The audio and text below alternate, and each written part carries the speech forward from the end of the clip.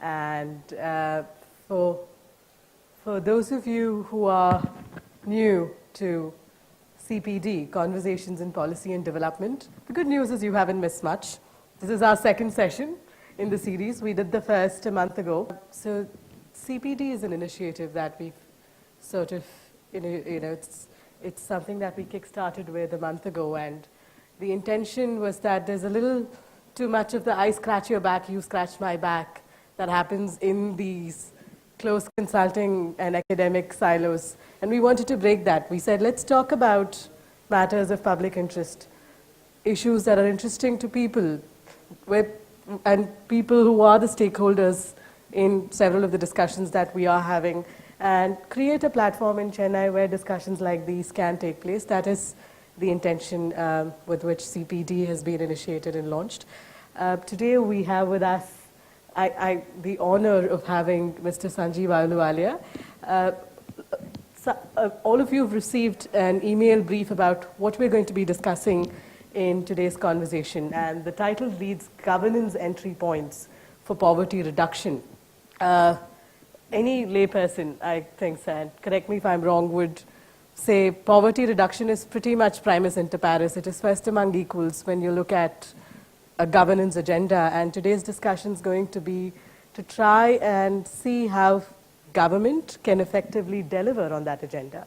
And what does Mr. Sanjeev Ahluwalia, based on his experience, 10 years, over a decade of experience in the civil services, and as having served as a specialist with the World Bank in the Africa Poverty Reduction and Economic Management team, what can he share with us today that will help us all take something away on how governments, and we're also going to have representatives from government shortly, and civil society representatives and consultants. What can we take away in terms of how can we all deal with poverty as a phenomena more effectively?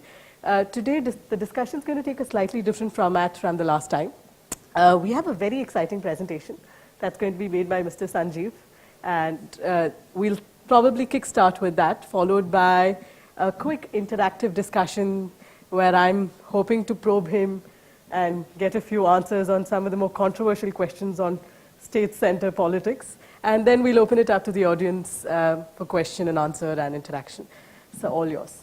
So I'm told that Chennai is a slower place than the other metros as far as nightlife is concerned.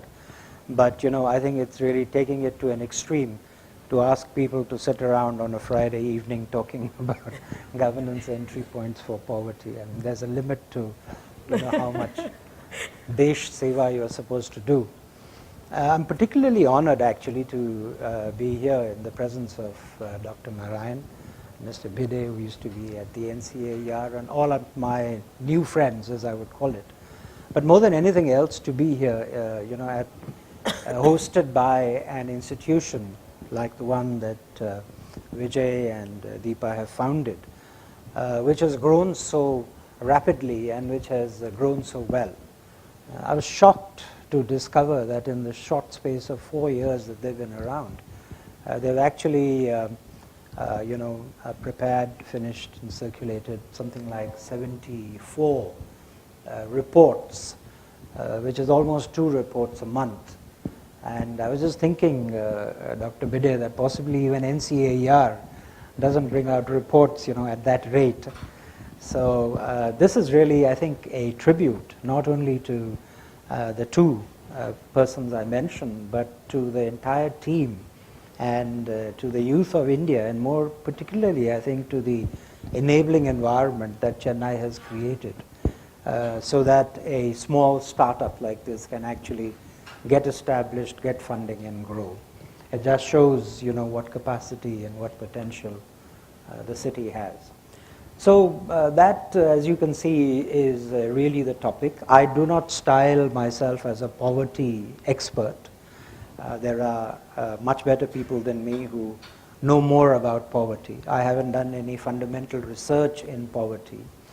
But I think what I do like doing, and the views I do like imposing on others, are those which relate to how other people's research can be used to define smart solutions for old governance problems. And so that's going to be really the thrust of my presentation today. I don't have control, so I think you're the one, right? So let's go to the next one. So, straight away, I mean, if you think of the poor, and as I sat over there on my desk trying to figure out what I would say, it suddenly came to me that, it's very difficult actually if you think back, even in your own experience, to figure out who exactly are the poor. I mean, who is it that, what is the image that springs to mind when you think of the poor? This image can vary from place to place. It's extremely contextual. And the granularity of that picture also can change dramatically. I mean, is a lady who lives in a pipe, possibly in Mumbai, but whose kid studies in a school and whom she is dressing up to go and attend school, would one say that this lady is poor? Or if you take the photograph directly above that of those emaciated persons sitting and lying rather picturesquely around a bench or a takht or something like that, who, my wife is a Rajput, so I always show this picture and I say, here are some of your ancestors who were too proud to work their land. And you see, high caste people, this is what happened to them. So are these the poor? Or what one say, the fruit seller who's talking on a phone, figuring out market prices, would you say this one is poor? What about the gentlemen downstairs, below that, who represent the poor? Would they really qualify as representatives of the poor? It's kind of difficult. It's fuzzy. And if you think of it in a more, from a more sort of governance kind of a perspective, we all know the fiascos we've had with trying to identify people by their characteristics. How many scheduled caste people are there? How many other backward castes are there? How many, we find it even difficult now to issue your Aadhaar cards. I was reading somewhere that there was a Aadhaar card issued in the name of Lord Hanuman. Address, Hanuman temple, where else? So, so trying to figure out and specify a set of individuals is never a very easy task at a massive scale. And this is true actually internationally. Even the United Nations, which has tried to figure out the number of refugees typically, finds it a very difficult task to do. So the other question that we could ask is that, all right, even if we can't exactly know who are the poor, at least we can broadly know where the poor are. So could we go to the next one? And when you go to that question of where the poor are, you do have some indicators that you can use to segregate and classify. And one, of course, is the more elusive one of income, which you can use and assess through your the census reports and so on. Or you can go for consumption, which is a more obvious one, which is assessed every 5 years in India. Alternatively, like Piketty, you can assess them on the basis of wealth, and that gives you a totally different configuration. Or lastly, you can assess the poor on the basis of whether access to the fundamentals of life and well-being is constrained or is available to them. And so whether people who are either by regulation or by circumstance or by economic conditions constrained to access education, constrained to access health, constrained from drinking clean water, constrained from living in a place where there is full sanitation provided, constrained from job opportunities, constrained from markets. So if you use a number of these proxy indicators, that is sort of an alternative way of trying to figure out poor areas where the poor are likely to reside. Could we go to the next one, please?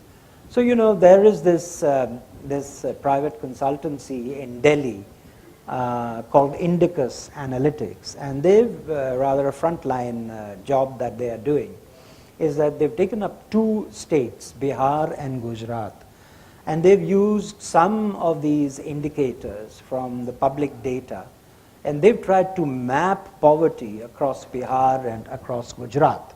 Now, I think there was a little bit of politics involved over here in trying to map Gujarat because of all the pre-election debates that went on of whether Gujarat is shining or not, whether growth is better or poverty reduction must come along with it, and so on.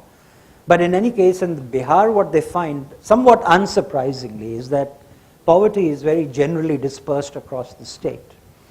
Now, I find that this is a bit like peeling the onion. Because if you take up an area which has grown rather slowly, and where there hasn't been much development, and there hasn't been much growth, then the fruits of growth obviously haven't been there to be accessed by anybody.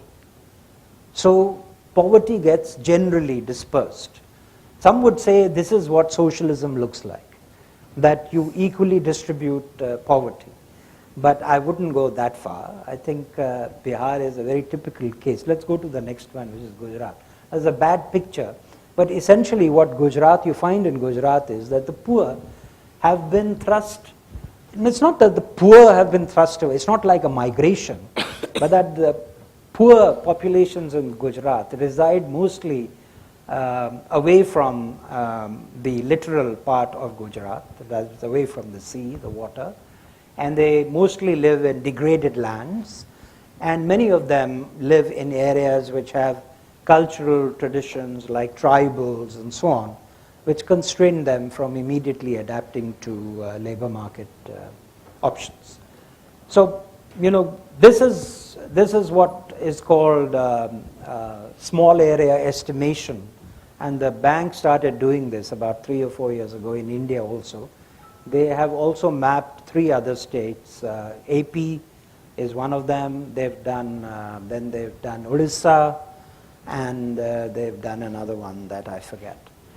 The convenience of this approach to identifying the poor is that if you essentially live in a highly centralized system where decision making is divorced spatially from the beneficiaries. So for instance, if somebody is in Delhi is keen to oversee or monitor or review how poverty alleviation programs are doing across the country, then, with this sort of a map of poverty, and interposed with that, if you have development projects which are supposed to benefit poor people, put on top of the poverty areas, you can immediately get a sort of a dashboard of how poverty alleviation efforts are doing.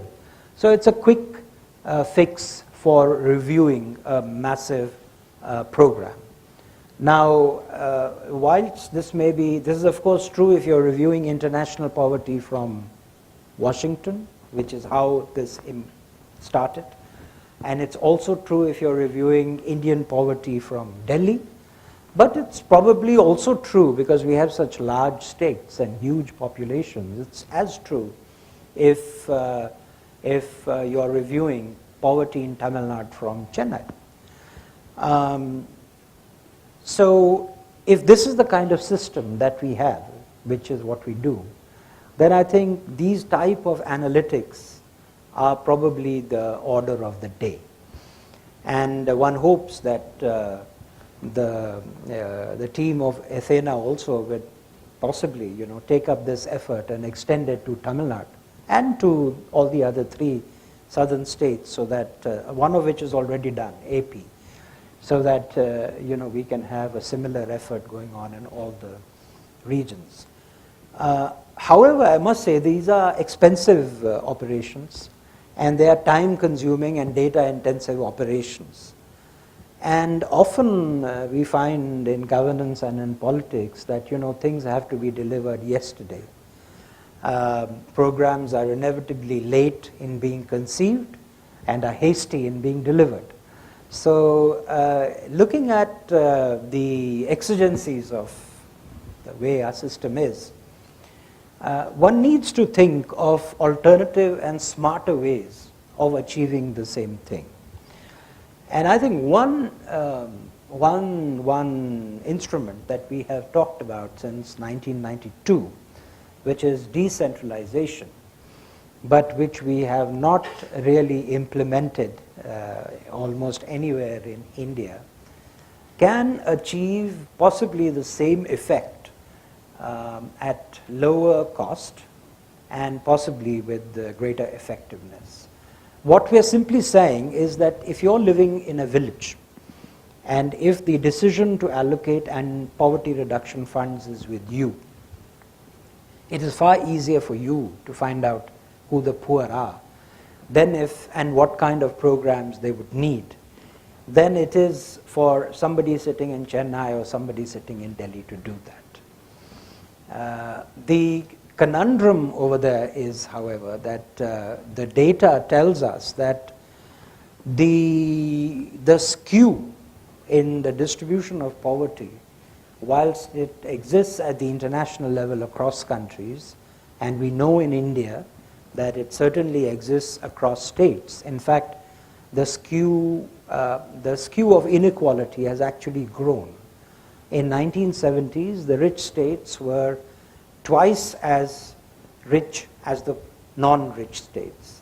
And today, the rich states are 4 times as rich as the non-rich states. So it's not necessarily a comment on poverty, but it's a comment on inequality. And we also now have this kind of data, which is telling us the skew across districts. And the more qualitative information that is being received through case studies and so on seems to tell us that even at lower levels of social groupings, even within a village or within a block, there is a skew within a social group. So for instance, if you take scheduled castes as a social group, or if you take backward castes as a social group, or if you take tribals as a social group at the local level, there is a skew, there is inequality even within that particular group. So a large number of people are clustering at the lower end, and a few number are clustering at the elite end of the spectrum. The conclusion really is that the system of patrimony and elite control and management, which we see at higher levels of political and social formation, seem to have been imitated all the way down, even till the local levels. And this actually distorts the use of decentralized powers enormously.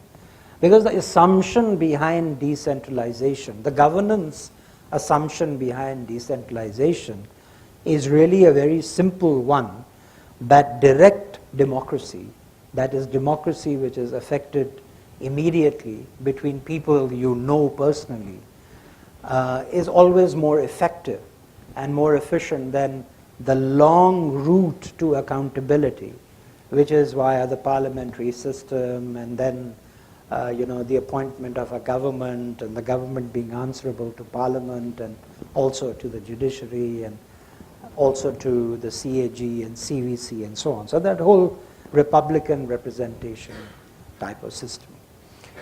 Direct democracy works only if elite capture is absent. But if elite capture is in evidence, then there is always a danger that direct democracy may end up, or decentralization may end up having the same flaws, exactly the same flaws of capture of resources and capture of power, as you would in a normal system of democracy. And often this comes with the added constraints of higher cost, naturally, because you're decentralizing your administration. And it comes with greater coordination costs because there are more power centers than there are today. So this is a little bit of an unresolved issue. And the only way out of this puzzle seems to be to somehow invent an efficient and strong government. Now we know that our Prime Minister, Mr. Modi, is all for strong government, and it's relatively easy to have strong governments. There have been strong governments before in India too. In Mrs. Gandhi's was an extremely strong government. But very few would say that Mrs. Gandhi's was an efficient or an equitous government. That's a more difficult job. And unfortunately, internationally, this effort is dead. People have given up on reinventing the state or reimagining the state. This sort of reimagining the state consists essentially of using a brush and blacking out the state and painting in NGO and CVO and other institutions instead as substitutes. But these institutions we find are typically powerless in the face of elite capture, and we see that most in Africa, where all these various formulae have been tried, and most actually have failed to break the vice of elite capture. So let's go to the next one. So no answers over there. All right, but some good news, as we all know and we see around us. This lovely hotel wasn't there in 1979 when I visited Chennai. It's there now. So poverty has definitely declined. And not only has it declined in aggregate terms, but it has also, of course, the depth of poverty and the severity of poverty, that is, how far you are from the poverty line and how many people are how far from the poverty line. All that has reduced.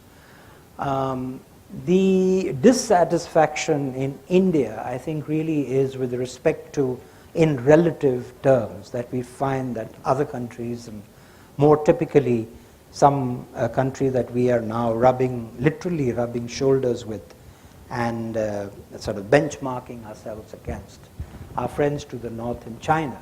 They've certainly done a very much better job than we have with respect to reduction of poverty. And their poverty levels are down to something like 3%, whereas we, at the very best, are somewhere in the region of 22%.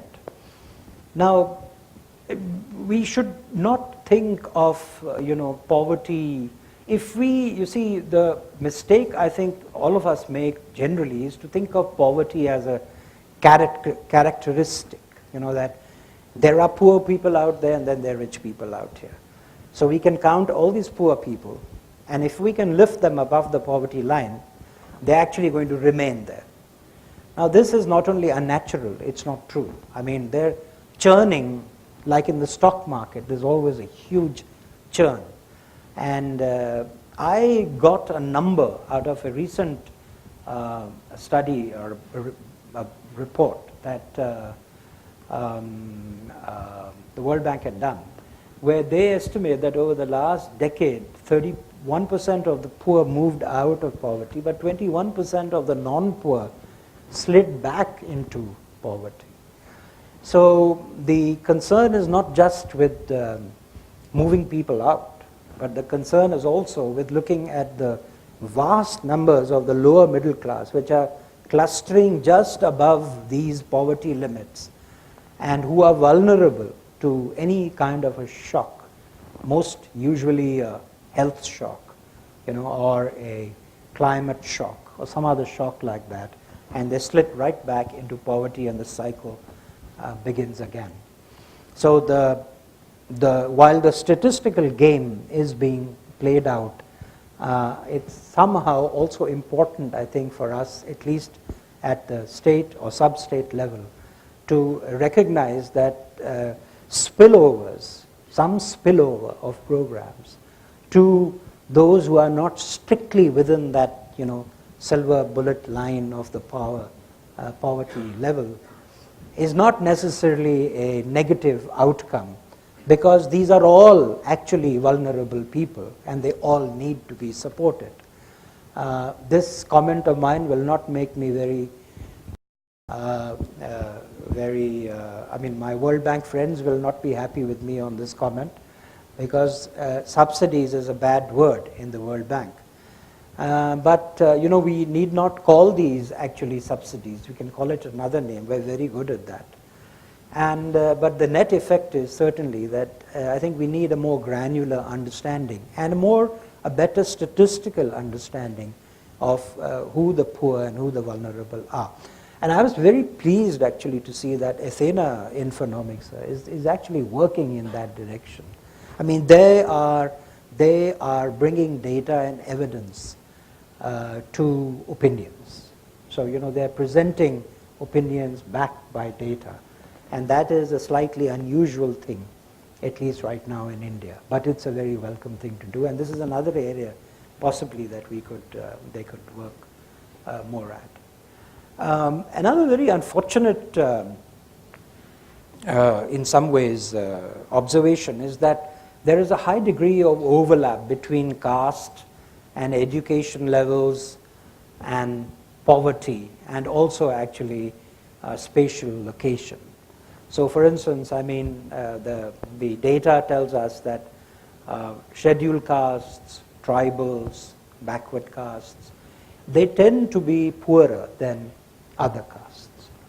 And the returns to education in India, at least in the urban areas, are very, very high. So in the rural areas, for instance, whilst the returns to education, whether we classify that as somebody who's past primary or somebody who's a graduate, are relatively low. And that's probably because there are not many non-farm jobs being created in rural areas. But in urban areas, the returns to education, particularly if you're a graduate, are very high. And it's been estimated at something like 20%.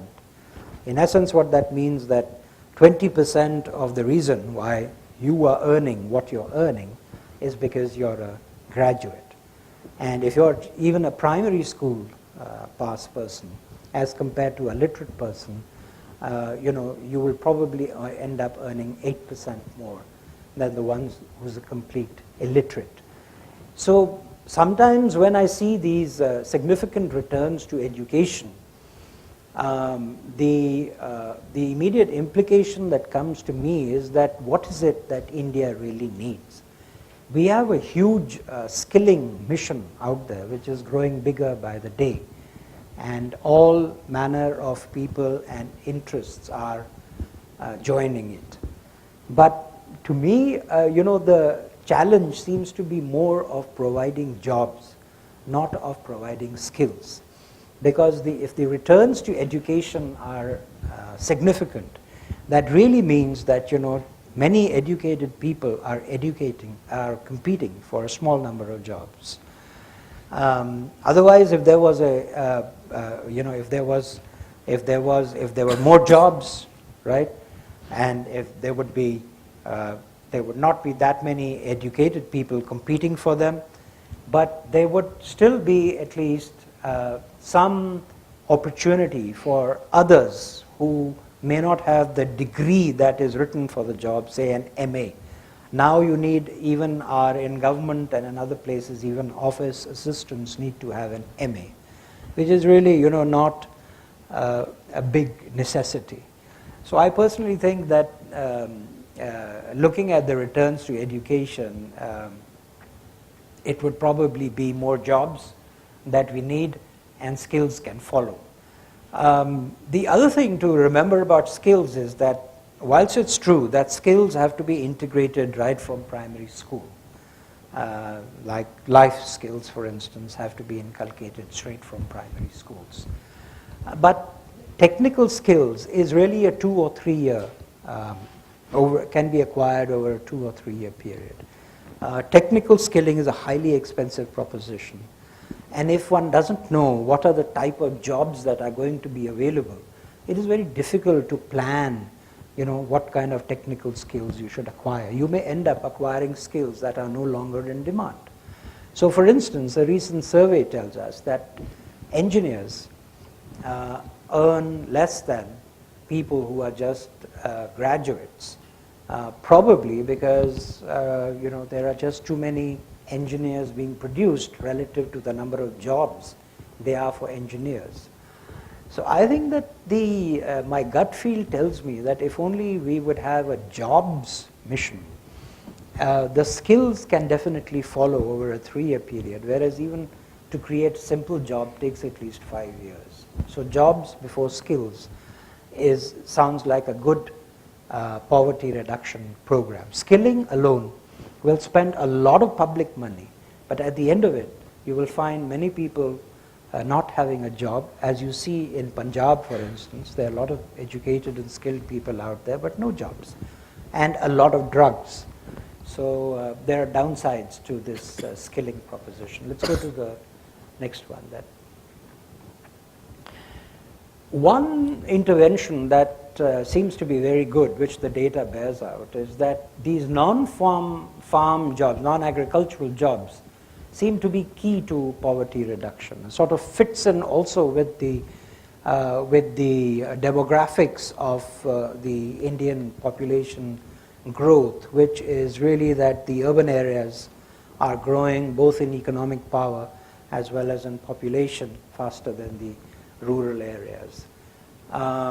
The interesting point, however, is that something like 70% of our urban population is actually clustered in the small and medium towns below the 1 million level. And 85% of the urban poor are clustered in these towns.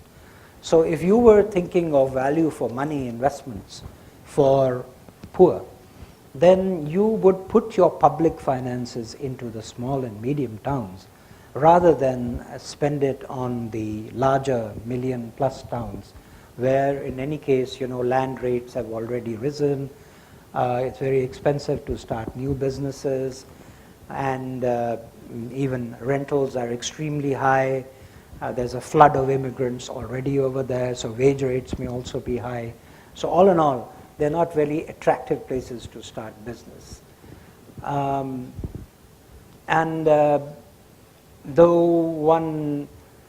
Okay, let's go to the next one.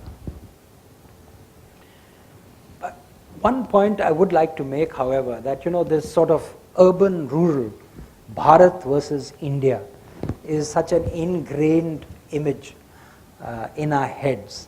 But I sometimes think that this is little more than just fantastical imagination. Because, it is really a statistician's trick. We classify our urban towns as having more than 5,000 population and more than a density of 400 people per square kilometer, and more than 75% of male workers employed in non-agricultural work. The international definition used for working out the agglomeration index is more liberal. So for instance, density is down to 150 per square kilometer, but population threshold rate is higher at 50,000. Now if you were to use that index and apply it to India, India is urbanized to the extent of 52% already.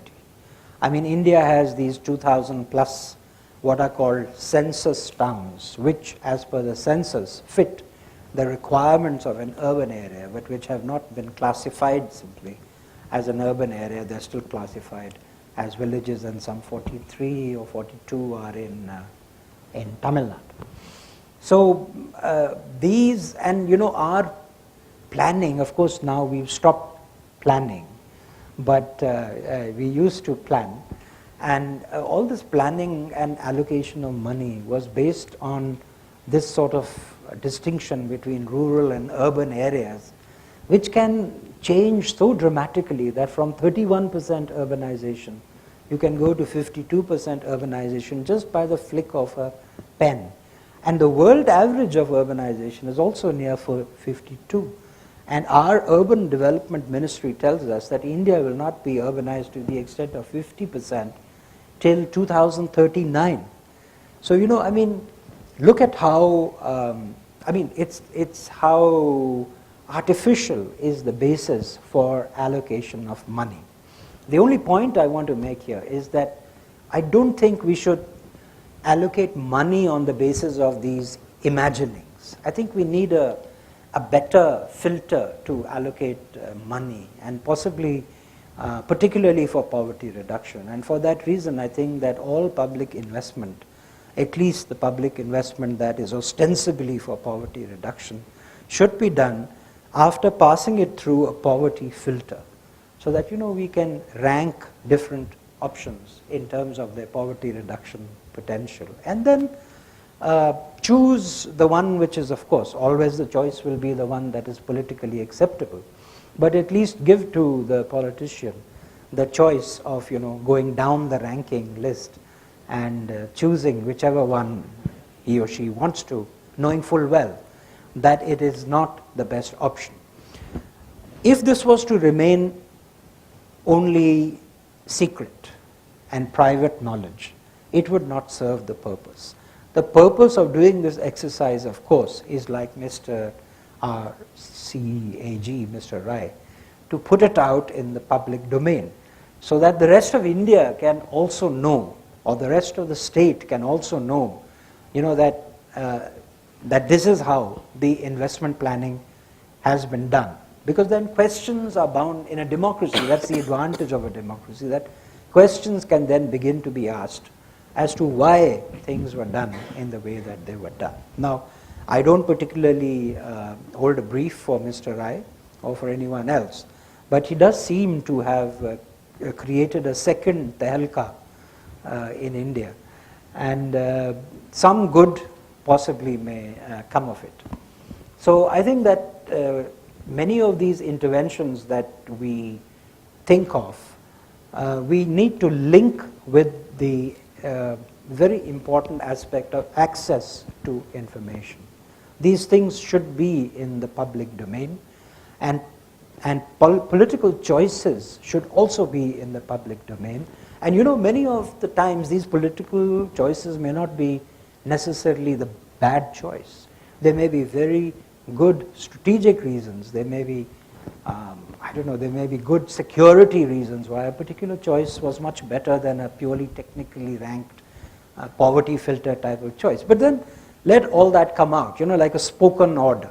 When we go before a judge, if you're acquitted from murder, then he tells everybody why.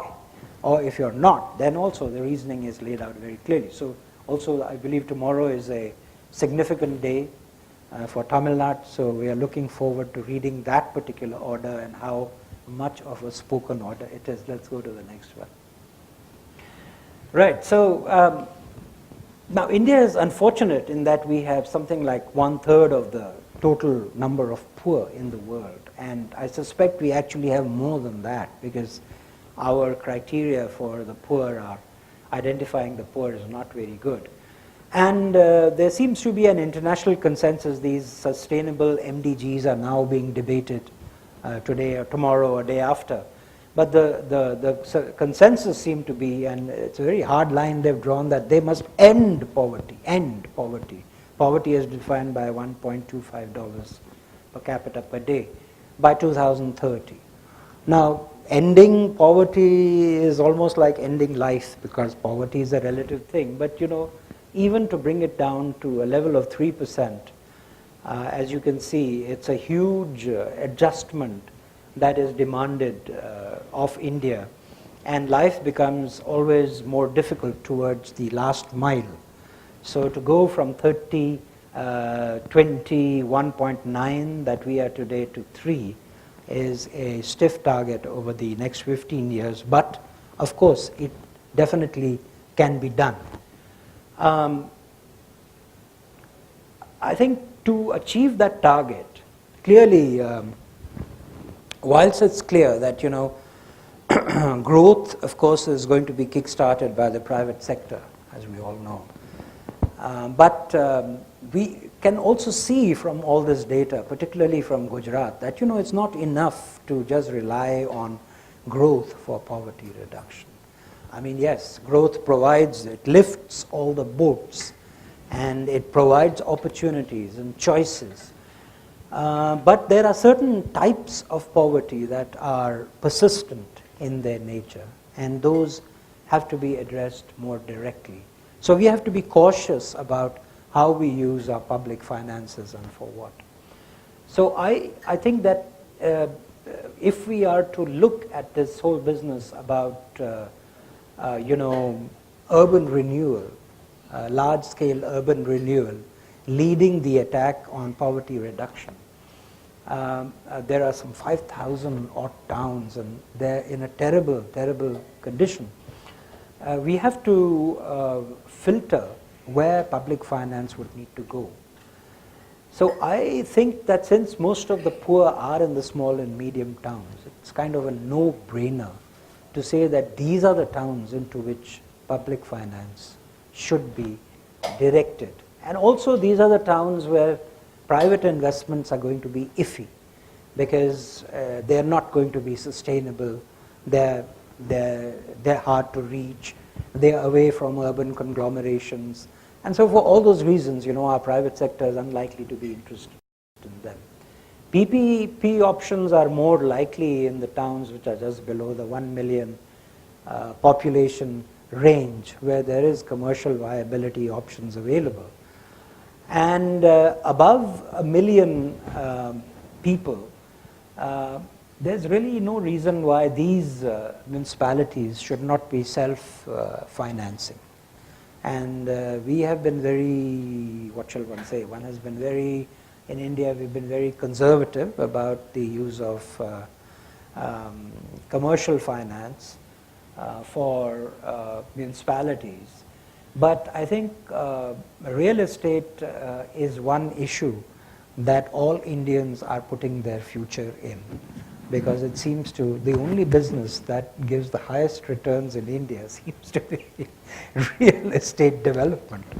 And there's really no reason why our municipalities should be left out of this boom. And they should, and that's the Chinese model, that's what they did. They basically they leveraged real estate to finance themselves and put in vast amounts of infrastructure. And I have a somewhat radical suggestion that, as we ride into 2030 and the new India, when India will be urbanized to the extent of more than 50%, our whole emphasis, which till now was, starting from Gandhiji, focused more on the self-sufficient village, is actually going to be switching over to self-sufficient cities, and possibly significant amounts of our population will be also dependent on what is happening in cities. And if that is really true, then these big conglomerations that we have, and there are certainly the big four, or big five if you include Hyderabad also, but certainly the big four, right, are there. And Hyderabad is in a bit of a doldrums now, because we don't know what is going to happen to it. But so let's say big four or five at least. We should explore the possibility of, giving them the same autonomy as a state government has. Because these are huge, huge jurisdictions. And there are highly aspirational jurisdictions. And they're completely self-sufficient in terms of finance. They really don't need support from the existing state government that they are in. Also, a lot of the real estate that was to be developed has already been developed. So the marginal incentive of state government politicians to hang on to urban areas should really be in, the 1 million plus and the smaller and medium towns which are going to grow. Because that is where the returns from real estate investment are going to come. In the metros now, most of the land is already gone. There is really too much scrutiny. All these newspapers are there, civil society groups are there, aggressive oversight is there. the returns to hanging on to metros is diminishing.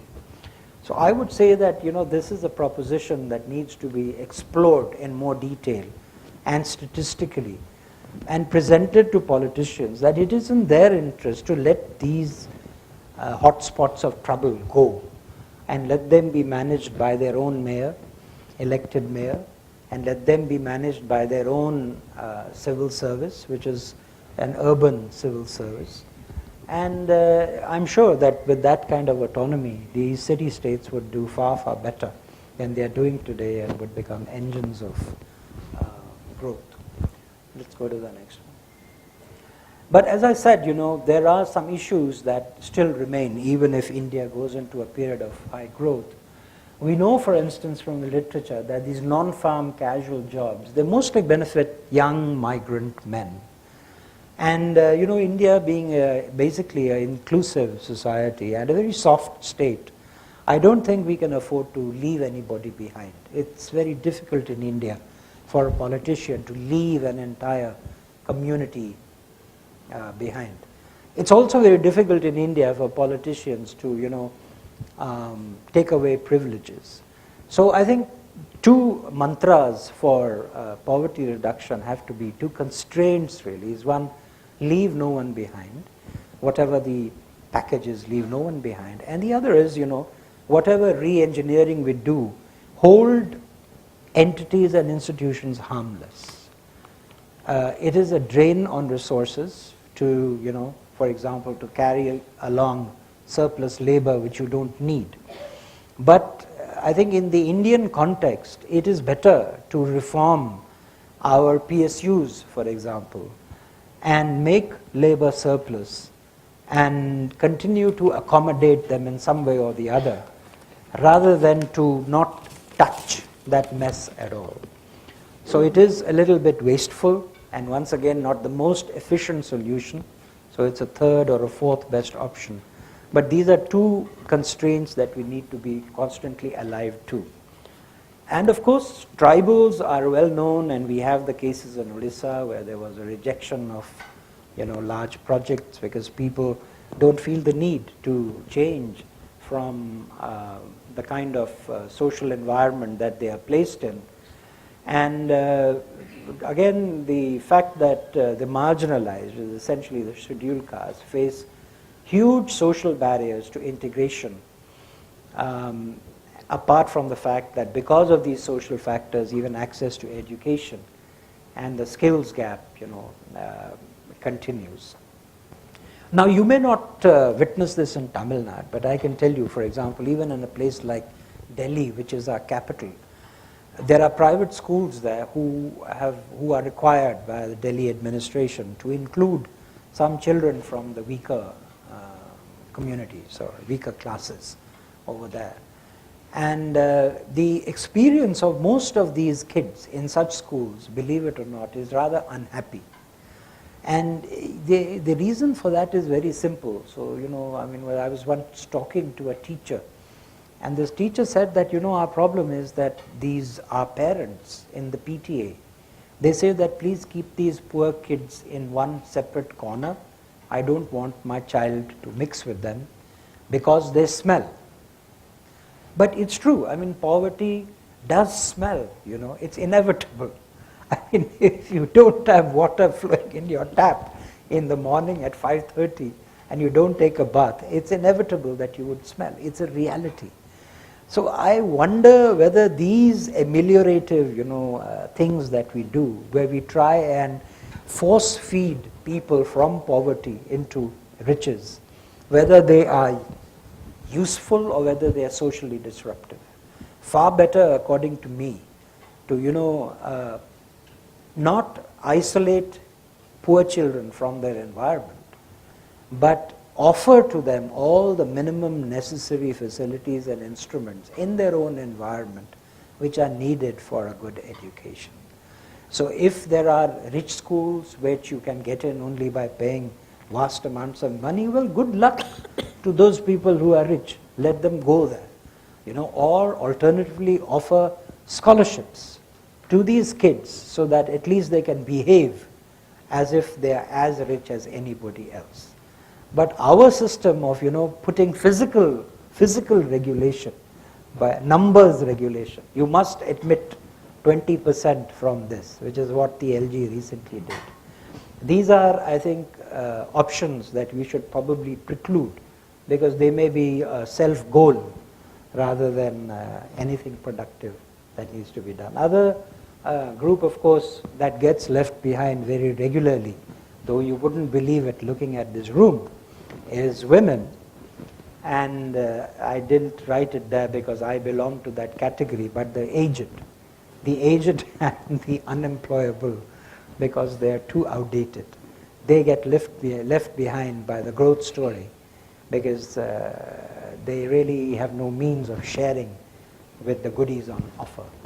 So some special incentives and methods have to be found to target them. And usually, women, in the case of women, it's either regular jobs that suit them best because of the regulated conditions of their working. Again, Tamil Nadu, possibly this may not be true, but in North India, which is a big cowboy town, living in the 1700s Wild West, just mobility for a woman can be life-threatening. So, so regular jobs, regular timings, regular terms of appointment, and so on. These are important for women, or self-employment, which is, in your own environment or within your own community environment or whatever. You won't believe it, but in North India, girls, when they go to college, and if the college is not in their own village, which is not likely to be, they cross into the next village. They are a legitimate game for the boys of the next village. It is as drastic as that, and so they stop going to college as soon as they cross the age of puberty. So, there are huge issues in the rest of India, which thankfully Tamil Nadu doesn't face, because you are, after all, far more developed than any of the other Indian states. Next one, please. Now, usually, people say, okay, so where's the money? And here I do agree with that whole bunch of economists who keep looking at subsidies, that we are very wasteful in our use of subsidies. And we're not very sure whether we are getting value for money from many of the subsidies that we're providing. And you only have to read 13th Finance Commission report, and now Dr. Reddy's 14th Finance Commission report. Finish? Okay. Is also likely to come out. So a brief thing over here is that there's a lot of money out there, accounting to something like 6% of the GDP, which is being spent on subsidies, and some of these, if they are targeted and redirected, could certainly be more useful than they are today. What's the next one? Can I just take a look? Yeah, so I've already mentioned over here right in the beginning, so I don't need to go into that, direct accountability is a good option, but we need to be smart about where we use it and avoid places where elite capture would be an issue. One thing that I have a lot of faith in is these smart information systems, because not only do they allow easy access between the rulers and the ruled, as they are called, but they also allow easy access between communities and people. And they sort of enlarge the camaraderie and the network of friends and acquaintances that becomes immediately available to you. And we saw it in Haiti, we saw it in Kenya, and now we're seeing in Jammu and Kashmir that the social networks were a more powerful tool for conveying information and locating rescue and help efforts than our own Sarkari systems, which have their own limitations. So this is a sort of a rambling walk through the forest of poverty. And I don't know if I have managed to evoke any thoughts in people. But that was my intentions. As I said, I have purposely tried to provoke discussion. And my presentation is not granular. It doesn't go into the many nitpicky things about poverty levels and this and that are common knowledge in India. But I do believe that it is time that we get away from all the difficult issues which are at the surface and delve a little deeper into the more fundamental issues which we do not try and look at because we think they are very difficult to resolve. My gut feel is that many of these issues, if we can bring more evidence and data to bear on them and give them more granularity, they may become more solvable than we think they are today. I'm very grateful to everybody for listening so patiently, and I'm sorry, Deepa, I ran over my time. No, but thank you but so much. It's a pleasure being here. Thank you so very much. Thank you. So that was indeed, I think, pretty much any question that perhaps we could have raised. Several of them have been answered. So I just have 3 very quick points, and we also have a quick presentation, to sort of juxtapose several things that you've said. Quick comments and 2 quick questions, and we'll throw it open to the audience. Taking forward, next slide, please. Next slide. So the world has moved towards defining poverty using multidimensional attributes. We no longer look at poverty just on the basis of income or consumption. We look at it with respect to residential, occupational vulnerabilities, current and future. India has definitely caught on, so we're not lagging behind. But there are some serious challenges. Next slide, please. One serious challenge I wanted to raise in the conversation today, sir, is the challenge of designing interventions without knowing who the poor are. And it could be something as simple as saying, let's focus on more urban renewal in tier 2 cities, but isn't it a far more complex phenomena in that sense? Because today, while we have a multi-dimensional definition of poverty, the states of poverty are binary. You're poor or you're not poor. And by looking at it in that binary format, aren't we missing out on all of the other cohorts that are so important? Not poor today, but very vulnerable or have very high probability of falling back into the poverty trap. And there are clear metrics that define these things. So definitionally, do you think we should move away from this binary state? And what are your thoughts on that, both based on your India experience in Africa? Yeah. Well, my sense is, Deepa, that, if you're thinking, if poverty interventions come in 2 broad blocks. One is just the provision of infrastructure, which is related to the growth reducing poverty aspect. Right. Provision of infrastructure can as well be done if you know where the poor live, even if you don't know whether there are 50 people there or 100 people there, right, or who of them is the poor. Because, infrastructure is a common access. It's a public good. Right. So as long as you're providing these public goods like infrastructure or basic services like right, sanitation or clean water, and good schools or hospitals, it's sort of a no-brainer that, as long as you get a broad aggregate view of where the poor are clustered, then go and provide a facility there, they're bound to benefit from it. Right. But if you're doing, let's say, a livelihoods program, right, or if you're doing a cash transfer program, or if you're doing a food support program, one of those, then obviously, I think you need to be able to identify who the poor are. Right. And in our kind of context, you see, that's the conundrum, that the best way to do that is to do it, as you technologists will call it, using the participatory identification method, yes, which is that the community sits down and everybody points a finger at everybody and says, okay, you're not poor, I am, and he says, no, I am not, he is, and that kind of thing. So, you come to an agreement of who the poor are. Right. And that should work. Right. But if there is elite capture, then once the big man points his finger here, nobody is going to utter a word. So there is going to be no participation. So I think with the assuring that there is no elite capture, Right. I think that's a good way of identifying the poor. That sort of brings me to the second question, Yeah. which is, let's hypothetically say that doing these 10 things is bound to have a positive impact on lowering poverty.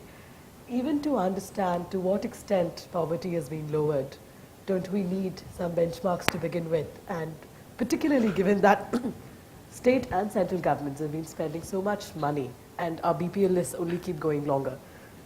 Yeah. So how do we what is the solution? Well, I think we do much better than other countries. For example, I think all over Africa, we do a poverty assessment every 5 years, right? They do it, some don't do it at all, some do it every 10 years.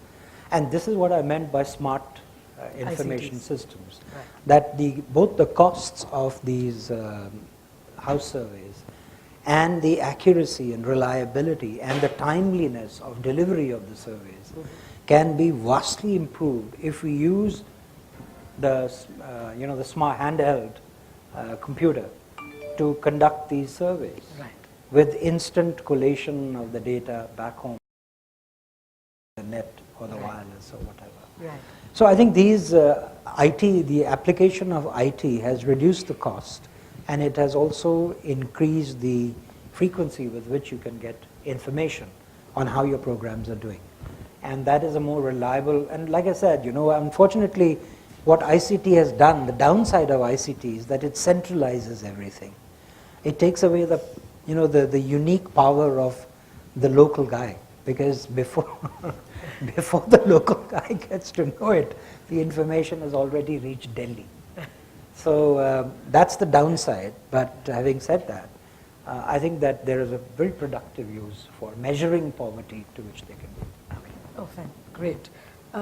Coming to the question on sources and influences, sir. We've tried to do a quick analysis. Next slide, please.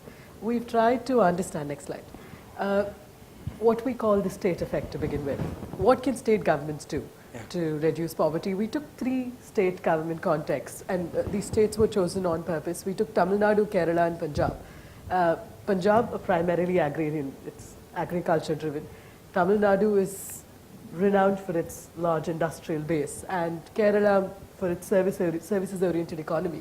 And we discovered that Kerala had achieved the highest rate of reduction in poverty. And 2 things get vindicated. One is, I'd like to reiterate this, more agriculture dependent economies, clearly, like the case of Punjab, don't seem to be making that much progress on poverty reduction, which probably validates or reinforces your point on non-farm jobs, which is interesting.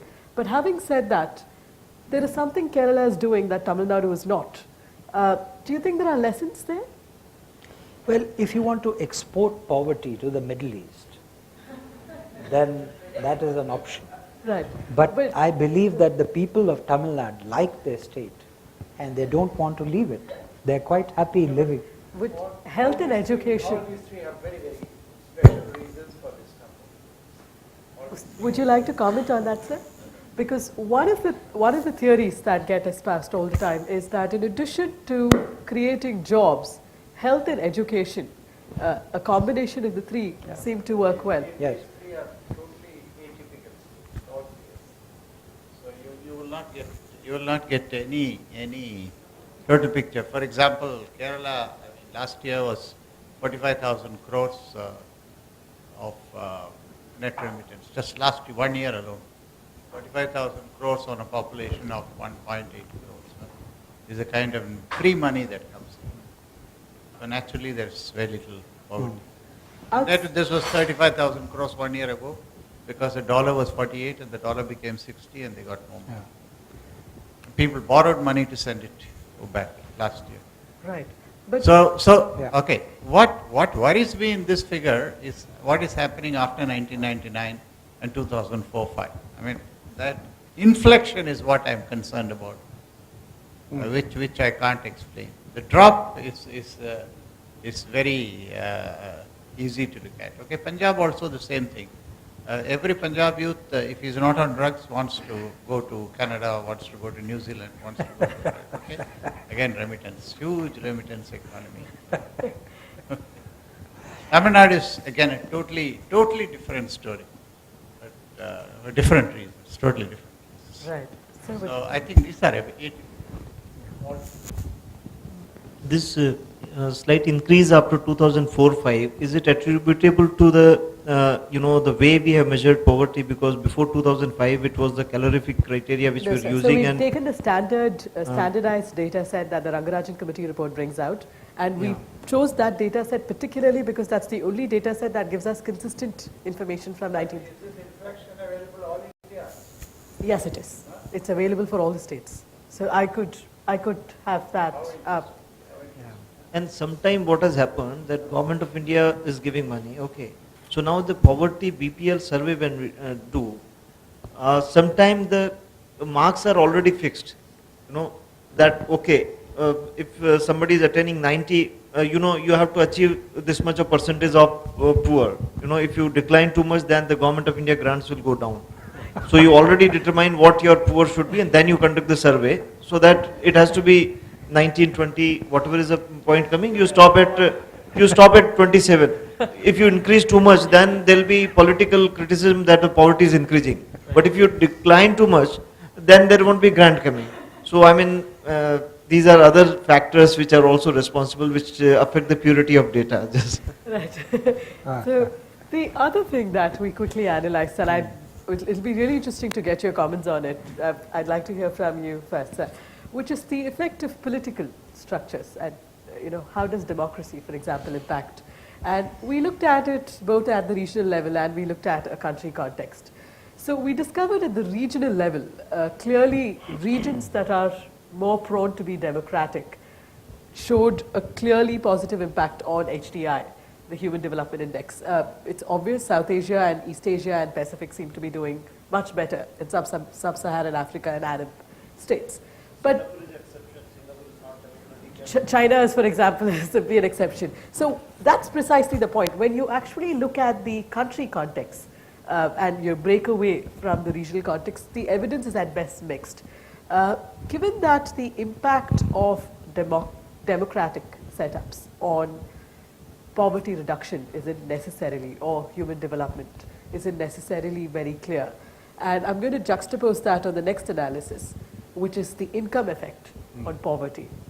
And there is significant evidence. I mean, it's practically a clear sort of a clear graph that brings out how per capita GDPs, as they rise, the impact on the number of people in severe poverty go down significantly. If you put both of these together, sir, would you then say that government should just focus on economic growth for VFN? Well, see, the question is that there is no government that can not focus on growth. I mean, if you're sitting around in government and you're not concerned about economic growth, it's like a business which is not interested in selling its goods. So you would not be a government. It's a fundamental duty of any government to use its resources in a manner. And you see, that's why... I'll just rephrase my question slightly differently then. So should we worry so much about all the other debates that we've been having on, for example, all the subsidies that we are doling out on irrigation, all the different things that we're doing to actively reduce poverty? Yes. Do we have to do all of that if we simply focused on per capita incomes and on economic growth? Would there be greater VFN? I mean, let's put it this way, that in this data set that you have, I think it would be difficult to find a country, especially a large country, that managed to reduce growth dramatically without growing. Now, you may find many countries, for example, African countries are growing at 8 or 9 or 10%. Tanzania has grown at over 8%, but no change in the poverty level. So jobless growth. So as I said, the basic dharma of government should be to manage its resources in a way that you get an output, a sufficient output on value for money terms out of it. But it doesn't stop there, because we know from the data that growth is a necessary but not a sufficient condition. There are big swathes of population which are not equipped to benefit from that overall growth that's happening, right? And I think you're right that one of the things that happened in Kerala is the push for education and health has skilled the people so much that they are earning money internationally. I mean, since they are capable of being employed internationally, they go. many other people are not, like me, are not capable of going, so I'm hanging around here nationally. So, it's all a matter of whether you're internationally competitive or not. So I think the Kerala example does show that there are huge returns to education and health, and who would deny that? I mean, which parent would deny that? After all, look at how much we spend on our children. Look at how guilty you feel sitting here on a Friday evening talking about poverty when your kid is waiting for you at home. So the governments must feel the same way, because the government is our Mai Baap. That is a colonial concept. Right. So if the government is looking after its resources, one is financial resources, the other is human resources, and the human resources are the people, the citizens.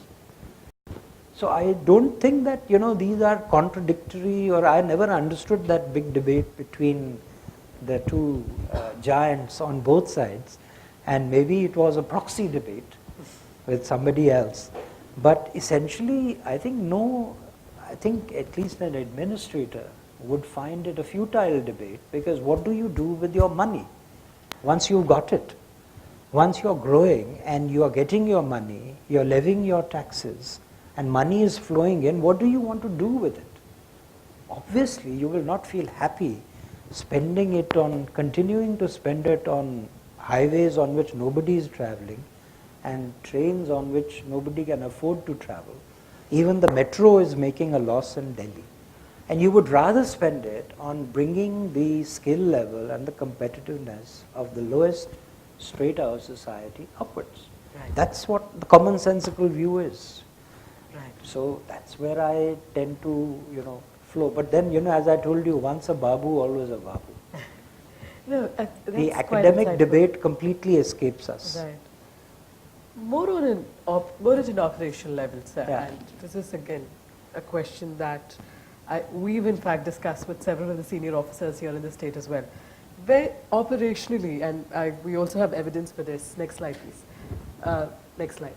So if you look at the utilization of monies and benefits that are being made available through schemes like MNREGS today, we discover that hypothetically, if you take caste as an attribute, the utilization goes up when the overall participation is relatively high, which is 90% to 100% of the people actually sign up to avail the benefits.